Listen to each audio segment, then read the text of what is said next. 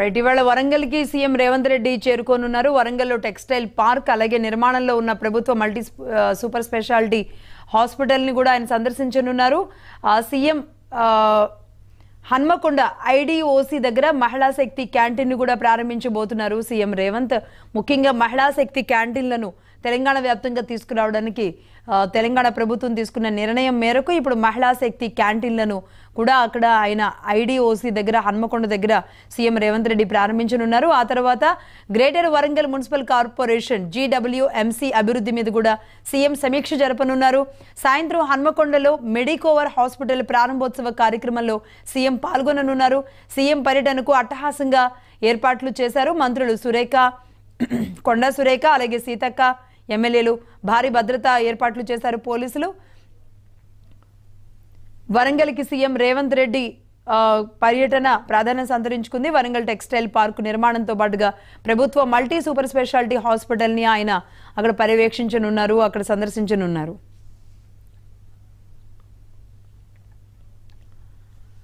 దీనికి సంబంధించి మరిన్ని డీటెయిల్స్ మా తెలంగాణ బ్యూరో చీఫ్ సుధాకర్ గారు అందిస్తారు.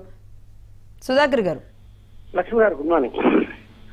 ముఖ్యమంత్రి రేవంత్ రెడ్డి ఇవాళ మధ్యాహ్నం వరంగల్ పర్యటనకు రాబోతున్నారు. ఆయన నేరుగా టెక్స్టైల్ పార్క్ సంగం ప్రాంతంలో ఉన్న టెక్స్టైల్ పార్క్ వద్ద దిగుతారు. దిగి అక్కడ టెక్స్టైల్ పార్క్ పనులను అదేవిధంగా ఇతరత్ర సంస్థలు ఏవైతే వస్తున్నాయో వాటి అన్నింటిని పరిశీలిస్తారు. అక్కడ నుండి నేరుగా రోడ్డు మార్గం ద్వారా సూపర్ స్పెషాలిటీ ఆసుపత్రికి చేరుకుంటారు. ఆసుపత్రి నిర్మాణానికి సంబంధించి గత ప్రభుత్వం దీన్ని ప్రతిష్టాత్మకంగా తీసుకొని దేశంలో ఎక్కడ లేని విధంగా 24 అంతస్తుల సూపర్ స్పెషాలిటీ ఆసుపత్రి నిర్మించాలని భావించింది. అందులో భాగంగానే 24 అంతస్తుల నిర్మాణం కూడా పూర్తయింది. కానీ ఇంటీరియర్ వర్క్ కొంతవరకు జరగలేదు. అయితే ఈ ప్రభుత్వం ఒక కొత్త వాదనని ముందుకు తీసుకొస్తుంది.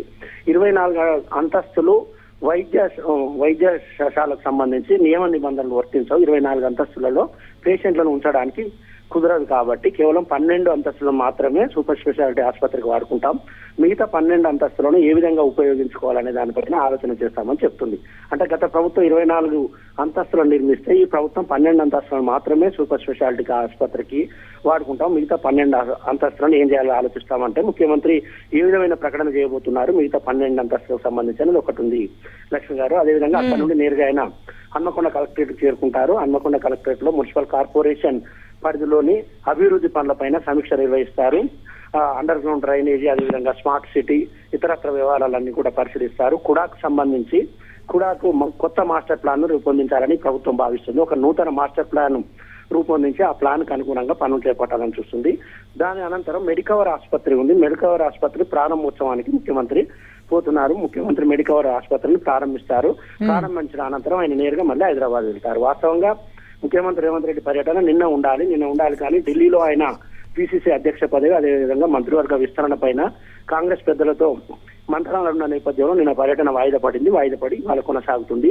ఇవాళ కూడా కొంత అనుమానాలు అయితే ముఖ్యమంత్రి పర్యటన మీద కనిపిస్తున్నాయి. ఎందుకంటే మాజీ PCC అధ్యక్షుడు, రాజ్యసభ సభ్యుడు, మాజీ మంత్రి, కాంగ్రెస్ పార్టీలో కురువృద్ధునిగా ఉన్న డి శ్రీనివాస్ మృతి చెందారు కాబట్టి ఏమైనా ముఖ్యమంత్రి అటు వెళ్లి సంతాప దినంగా ప్రకటిస్తారా, లేకుంటే కేవలం అక్కడ నివాళులు అర్పించి డి శ్రీనివాస్ భౌతిక కాయానికి నివాళులు అర్పించి నేరుగా ఇటు వస్తారా అనేది ఒకటి చూడాల్సి ఉంటుంది లక్ష్మి గారు. రైట్ అండి, రైట్. థ్యాంక్ యూ సుధాకర్ గారు.